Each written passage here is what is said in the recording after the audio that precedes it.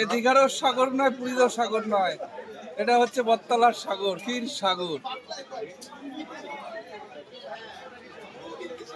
Finally চলে আসলাম খাবারের টেবিলে। আজকে বিয়ে বাড়িতে কি কি খাবারের মেনু আছে আপনাদের কাছে পুরোটি ভিডিওটি শেয়ার করব। যদি ভিডিওটি ভালো লেগে থাকে একটি লাইক, শেয়ার, কমেন্টস আর আমাদের চ্যানেলটিকে ফলো করতে ভুলবেন না। দেখতে পাচ্ছেন চলে আসলো ট্রলি পেপার, তার সাথে সাথে মেনু, জলের বোতলও চলে এসে, আর আমার কাকা এদিকে টেবিলে খুঁজছে কোনখানে বসবে। তারপরে চলে আসলো লেবু, তার সাথে সাথে স্যালাড, আর চলে আসলো পনির সাটে। পনির সাটেটা বন্ধুরা এত সুন্দর হয়েছে না, কি বলবো, অসাধারণ হয়েছিল। তারপরে চলে আসলো চানা মশলা আর নানপুরি। চানা মশলার সাথে নানপুরিটা যা লাগছিল না, জাস্ট ওয়াও। তার সাথে সাথে চলে আসলো চিপস, আর দেখেন সাদা ভাত, সাদা ভাতের সাথে ডাল, মুগের ডালটা সাদা ভাত দিয়ে এত সুন্দর লাগলো না, আর চিপস দিয়ে অসাধারণ।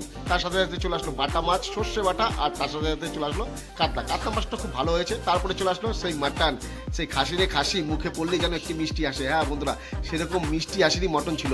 আর মাটন খাসির মাংসটা মিষ্টি ফ্রায়েড রাইস দিয়ে এত সুন্দর লাগছিল, কি বলবো। এই দেখেন কাকা কি করছে, দেখেন মানে খাসির মাংসটা এত সুন্দর হয়েছে, তাই এরকম কাকা করছিল।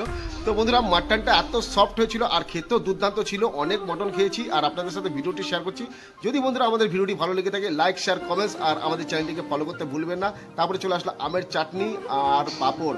আমের চাটনিটা অসাধারণ ছিল, সত্যি বলছি। তারপরে চলে আসলো রসগোল্লা।